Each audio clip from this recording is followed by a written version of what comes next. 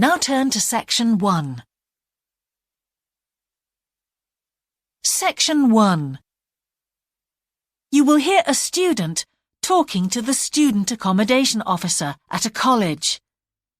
First, you have some time to look at questions 1 to 5.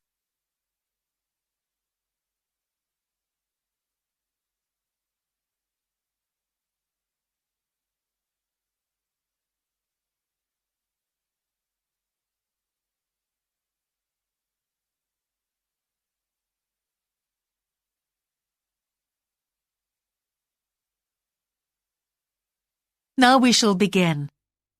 You should answer the questions as you listen, because you will not hear the recording a second time. Listen carefully and answer questions 1 to 5. Good morning. Can I help you? Yes, I've just been accepted on a course at the university, and I'd like to try and arrange accommodation in the hall of residence. Yes, certainly. Please sit down. What I'll do is fill in a form with you to find out a little more about your preferences and so forth. Thank you. So, first of all, can I take your name? It's Anu Bhatt. Could you spell your name, please? Yes, ANUBHATT. Thanks. And could I ask your date of birth? The 31st of March, 1972. Thank you. And where are you from? India. Oh, right. And, what will you be studying? I'm doing a course in nursing. Right, thank you. And how long would you want to stay in hall, do you think? Well, it'll take 3 years, but I'd only like to stay in hall for 2. I'd like to think about living outside for the 3rd year. Fine. And what did you have in mind for catering? Do you want to cook for yourself or have all your meals provided? That's full board. Is there something in between? Yes, you can just have evening meal provided, which is half board. That's what I'd prefer. Yes, a lot of students opt for that. Now, with that in mind, do you have any special diet, anything we should know about? Yes, I don't take red meat. No red meat. Before you hear the rest of the conversation, you have some time to look at questions 6 to 10.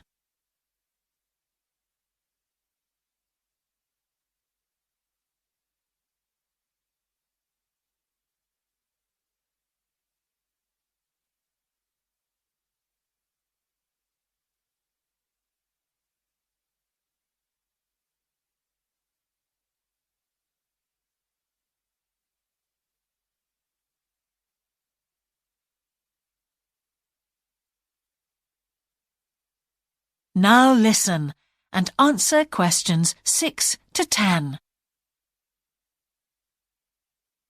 Now, thinking about the room itself, we have a number of options. You can have a single study bedroom or you can have a shared one.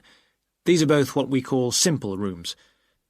The other alternative is to opt for a single bedsit, which actually has more space and better facilities. There's about £20 a week difference between them. Well, actually, my grant is quite generous, and I think the bedsit sounds the best option. Lovely. I'll put you down for that, and we'll see what availability is like.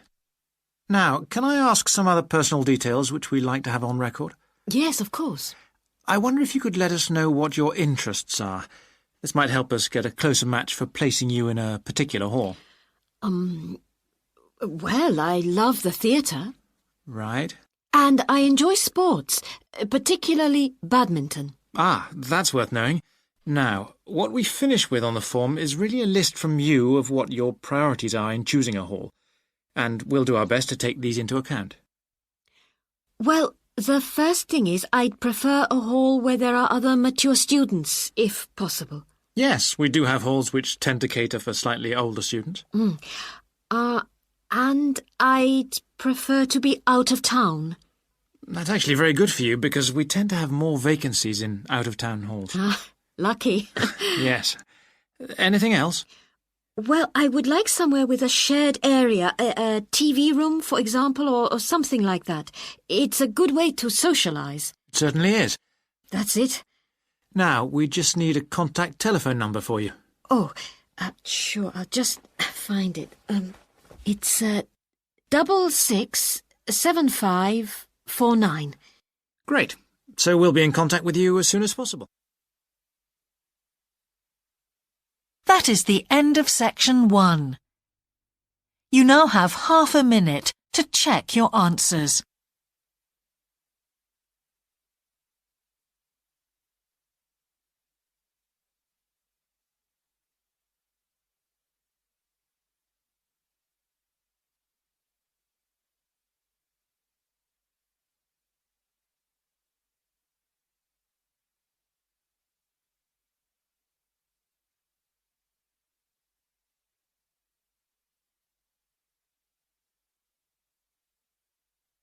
Now turn to section 2.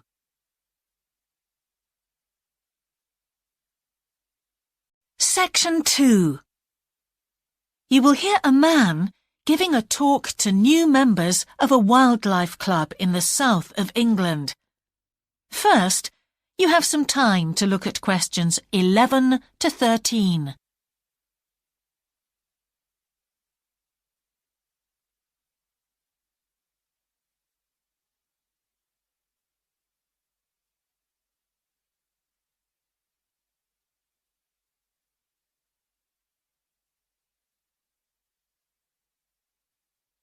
Now listen carefully and answer questions 11 to 13. Hello, I'm delighted to welcome you to our wildlife club and very pleased that you're interested in the countryside and the plants and creatures of this area. I think you'll be surprised at the variety we have here, even though we're not far from London. I'll start by telling you about some of the parks and open spaces nearby. One very pleasant place is Halland Common. This has been public land for hundreds of years, and what you'll find interesting is that the River Ouse, which flows into the sea 80 kilometres away, has its source in the common. There's an information board about the plants and animals you can see here, and, by the way, the common is accessible 24 hours a day. Then there's Holt Island, which is noted for its great range of trees. In the past, willows were grown here commercially for basket making, and this ancient craft has recently been reintroduced. The island is only open to the public from Friday to Sunday because it's quite small, and if there were people around every day, much of the wildlife would keep away. From there, it's just a short walk across the bridge to Longfield Country Park. Longfield has a modern replica of a farm from over 2,000 years ago. Children's activities are often arranged there, like bread making and face painting. The park is only open during daylight hours, so bear that in mind if you decide to go there.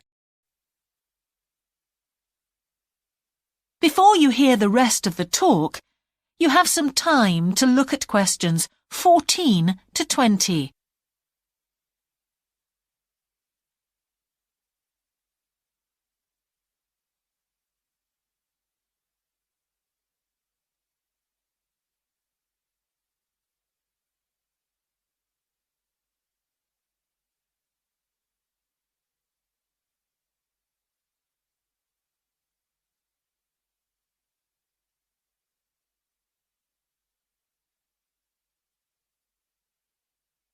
Now listen and answer questions 14 to 20.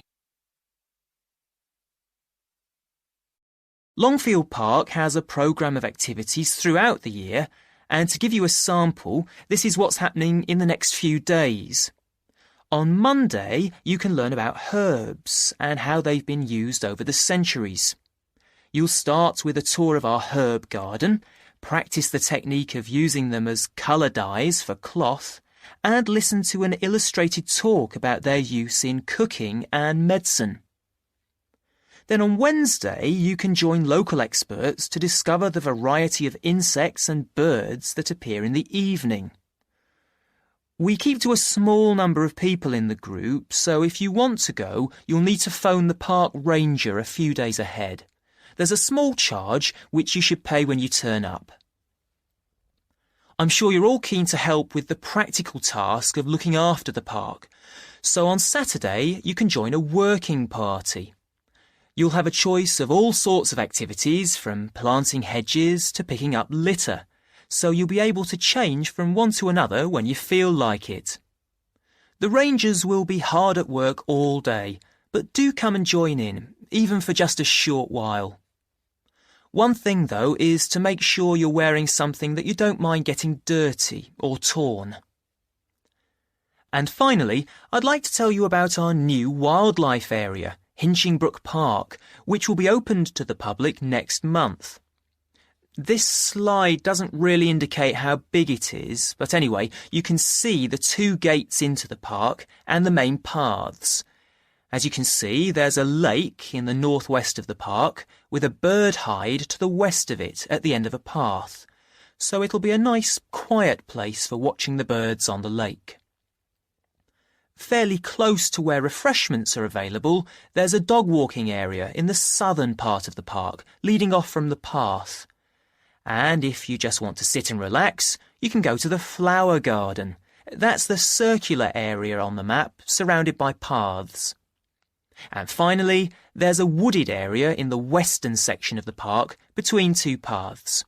OK, that's enough from me, so let's get on and have a look. That is the end of section 2.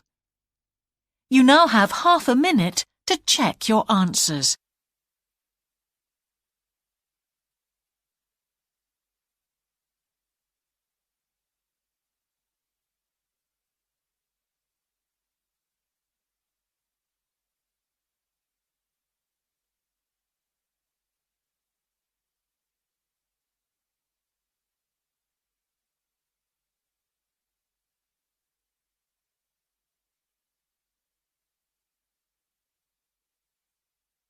Now turn to section 3.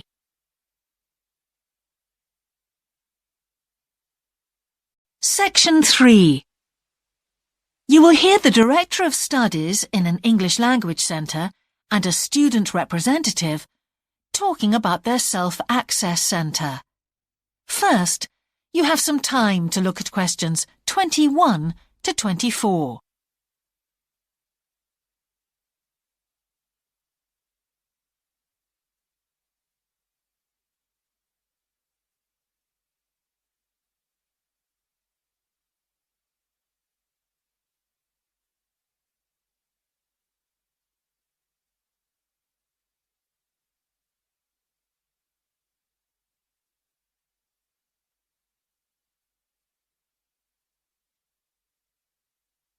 Now listen carefully and answer questions 21 to 24.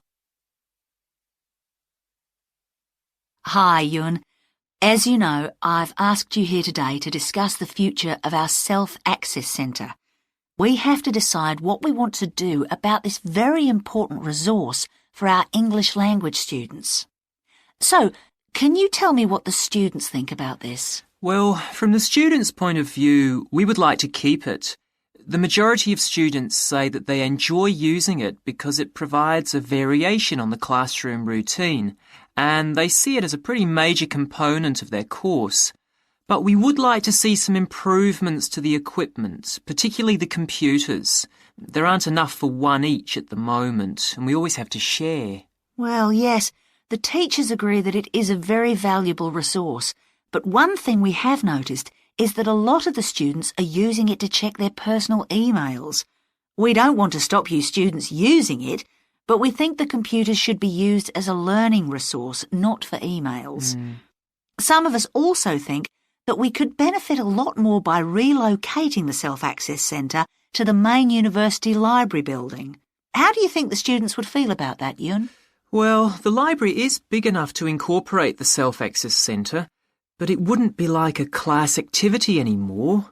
Our main worry would be not being able to go to a teacher for advice. I'm sure there would be plenty of things to do, but we really need teachers to help us choose the best activities. Well, there would still be a teacher present and he or she would guide the activities of the students We wouldn't just leave them to get on with it. Yes, but I think the students would be much happier keeping the existing setup. They really like going to the self-access centre with their teacher and staying together as a group to do activities. If we could just improve the resources and facilities, I think it would be fine. Is the cost going to be a problem? It's not so much the expense that I'm worried about, and we've certainly got room to do it, but it's the problem of timetabling a teacher to be in there outside class hours. If we're going to spend a lot of money on equipment and resources, we really need to make sure that everything is looked after properly. Anyway, let's make some notes to see just what needs doing to improve the centre. Before you hear the rest of the conversation, you have some time to look at questions 25 to 30.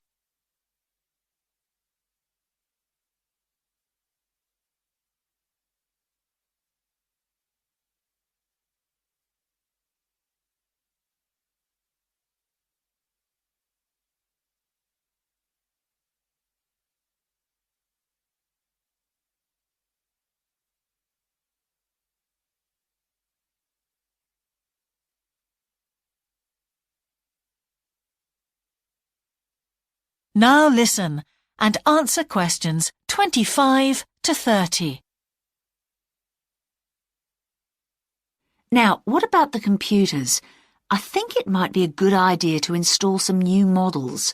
They would take up a lot less room, and so that would increase the workspace for textbooks and so on. That would be great. It is a bit cramped in there at times. What about other resources? Do you have a list of things that the students would like to see improved? Yes, one of the comments that students frequently make is that they find it difficult to find materials that are appropriate for their level, especially reading resources. So I think we need to label them more clearly. Well, that's easy enough. We can get that organised very quickly. In fact, I think we should review all of the study resources, as some of them are looking a bit out of date. Definitely. The CD section especially needs to be more current. I think we should get some of the ones that go with our latest course books and also make multiple copies. Good. Now, I was also thinking about some different materials that we haven't got in there at all. What do you think of the idea of introducing some workbooks? If we break them up into separate pages and laminate them, they'd be a great resource. The students could study the main course book in class and then do follow-up practice in the self-access centre. That sounds good. OK, now finally we need to think about how the room is used. I'll have to talk to the teachers and make sure we can all reach some agreement on a timetable to supervise the centre after class. But we also need to think about security too, especially if we're going to invest in some new equipment. What about putting in an alarm? Good idea. The other thing I'd like to do is talk to our technicians and see whether we could somehow limit the access to email. I really don't want to see that resource misused. What about if we agree to only use it before and after class? Yes, that would be fine. OK, anyway, that's great for now. We'll discuss it further when we've managed to sort.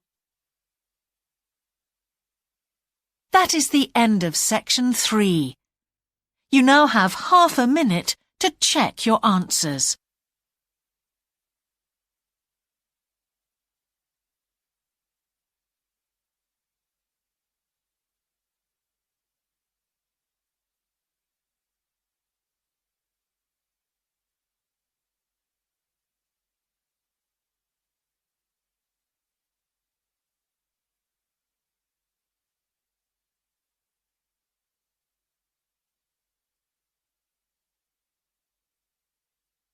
Now turn to section 4.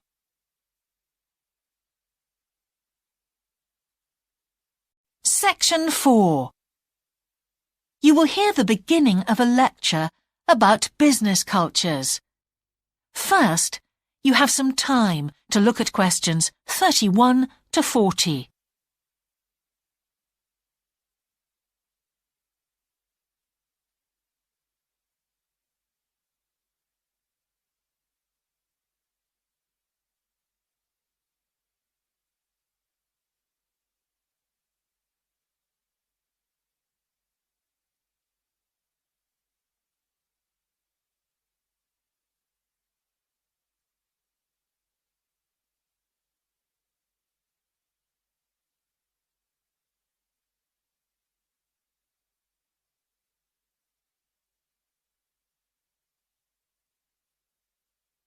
Now listen carefully and answer questions 31 to 40. Good morning, everyone. Now, whether you're going to university to study business or some other subject, many of you will eventually end up working for a company of some kind. Now, when you first start working somewhere, you will realize that the organization you've joined has certain characteristics. And we often refer to these social characteristics as the culture of the organization. This includes its unwritten ideas, beliefs, values, and things like that. One well-known writer has classified company cultures by identifying 4 major types. The first type is called the power culture, and it's usually found in small organizations. It's the type of culture that needs a central source of power to be effective. And because control is in the hands of just 1 or 2 people, there aren't many rules or procedures. Another characteristic is that communication usually takes the form of conversations rather than, say, formal meetings or written memos. Now, one of the benefits of this culture is that the organization has the ability to act quickly, so it responds well to threat or danger on the one hand, and opportunity on the other. But on the negative side, this type of organization doesn't always act effectively, because it depends too much on 1 or 2 people at the top, and when these people make poor decisions, there's no one else who can influence them. And the kind of person who does well in this type of business culture is one who is happy to take risks, and for whom job security is a low priority. The next type is known as role culture. That's R-O-L-E, not R-O-L-L, by the way. And this type is usually found in large companies, which have lots of different levels in them. These organizations usually have separate departments that specialize in things like finance or sales or maintenance or whatever. Each one is coordinated at the top by a small group of senior managers. And typically everyone's job is controlled by sets of rules and procedures. For example, there are specific job descriptions, rules for discipline, and so on. What are the benefits of this kind of culture? Well, firstly, because it's found in large organizations, its fixed costs, or overheads as they're known, are low in relation to its output or what it produces. In other words, it can achieve economies of scale. And secondly, it is particularly successful in business markets where technical expertise is important. On the other hand, this culture is often very slow to recognize the need for change, and even slower to react. What kind of person does this type of culture suit? Well, it suits employees who value security and who don't particularly want to have responsibility.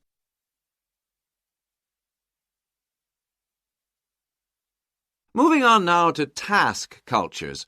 This type is found in organizations that are project-oriented. You usually find it where the market for the company's product is extremely competitive, or where the products themselves have a short lifespan. Usually, top management delegates the projects, the people, and other resources, and once these have been allocated, little day-to-day control is exercised from the top, because this would seem like breaking the rules.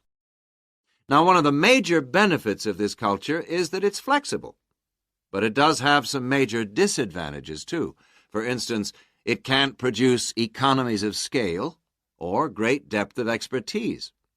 People who like working in groups or teams prefer this type of culture. And finally, the fourth category is called the person culture. This type is quite unusual. That is the end of section 4. You now have half a minute to check your answers.